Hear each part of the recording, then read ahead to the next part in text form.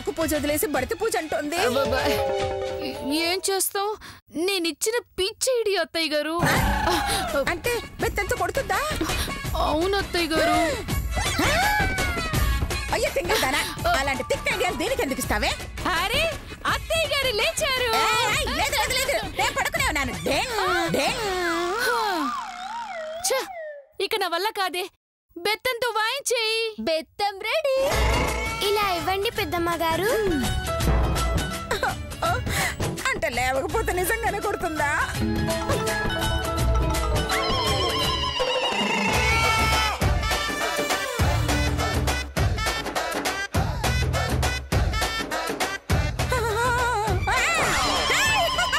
తగ్గిపోయింది, మొత్తం తగ్గిపోయింది. నిజంగానే నానమ్మ గారండి? అవును బంగారు తల్లి, చూడు నేను ఎంత ఉల్లాసంగా ఉన్నాను, ఎంత ఉత్సాహంగా ఉన్నాను. అవునవును, అందుకే ఇలా గంగిరెద్దులాగా ఆడుతోంది. బెత్తంతో నన్ను భయపెట్టిస్తావే? బెత్తంతోనా? అది కొట్టపోయింది నన్ను అత్తయ్య గారు. అయ్యో నోరు జారని. మీకు జబ్బు తగ్గకపోతే కొరడా దెబ్బలు కొట్టించుకుంటానని మొక్కుకున్నాను. కొరడా లేక బెత్తం తెచ్చాను అంతే. అయ్యో, నేనంటే నీకెంత ప్రేమే. థ్యాంక్ యూ అత్తయ్య గారు. నాకింకా తగ్గలేదు, దీన్ని 4 పీకమ్మ తగ్గుతుందేమో. మీకు తగ్గిపోయింది, నాకు అంతే చాలు నానమ్మ గారండి. అయ్యో నా బంగారు తల్లి.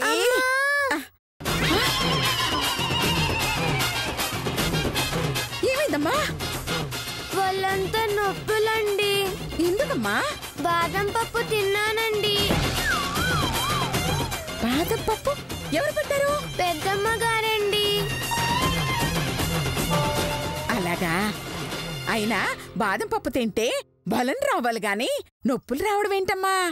ఒకసారి మీరు కూడా తినండి, ఎందుకు వస్తాయో తెలుస్తుంది. ఏది పెట్టవే పెట్టవే. వద్దండి, మీరు తినలేరు.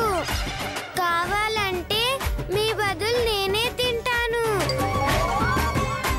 అన్ని నువ్వే తింటే ఇంక నేనేం తినాలే? సర్లే, తగ్గిపోయింది కదా, నువ్వు వెళ్ళి రెస్ట్ తీసుకో. అలాగే నానమ్మ గారండి. సరే వెళ్ళు, జాగ్రత్త జాగ్రత్త. అమ్మయ్యా. లత, బాదం పప్పు దానికైనా నాకు లేదా? ఒక్కటైనా పెట్టండి. మీరు తినలేరులేండి. నేను తినలేనా?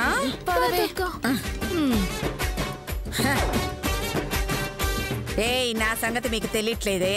మీకు తెలియకుండానే నేను తినేస్తాను.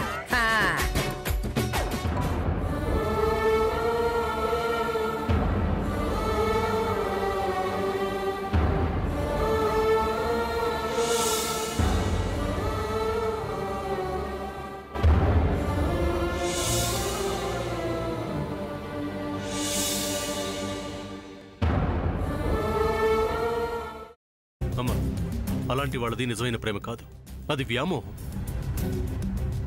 ఎగ్జాక్ట్లీ చిన్నత్త, నిజంగా ప్రేమించుకున్న వాళ్ళు అలా చేయరు.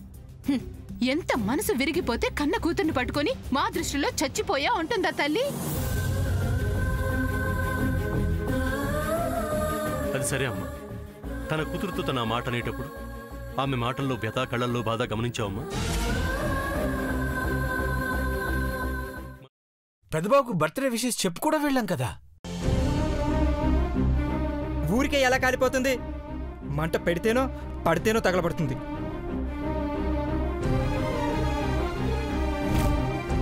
కరెక్ట్ చిన్నబాబు, నీకొచ్చినట్టే నాకు డౌట్ వచ్చింది. పార్వతే షర్టును తగలబెట్టిందనుకుంటా.